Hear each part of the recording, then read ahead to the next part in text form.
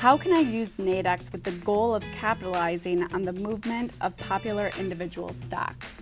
Yeah, well, again, so we don't offer binaries per se or call spreads or knockouts on individual stocks. Again, being CFTC regulated, we can offer contracts on stock indices, so broad-based approach.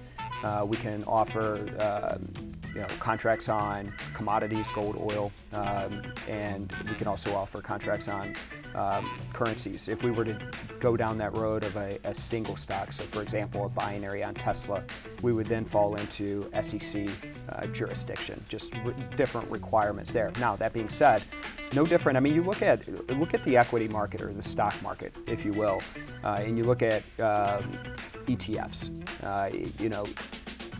The SPY still to this day is one of the most traded products in the United States, if not the globe. I mean, it is the most active product, right up there with a lot of your most popular individual names. And the reason for that is the correlation to the broader market, and people want access to that. So Nadex being no different, we have access to quote unquote the S&P through our US 500 product. We have access to the Dow Jones through our Wall Street 30 product, and then we have access to the Nasdaq through our Tech 100 product. So those products there and those underlying markets provide you access to the broader stock market, if you will. So if you look at like some of the more volatile times, certainly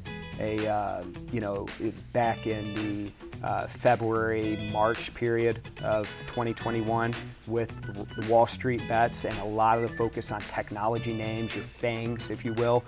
For us, there was hyperactivity in our Tech 100 because people wanted access and exposure to technology.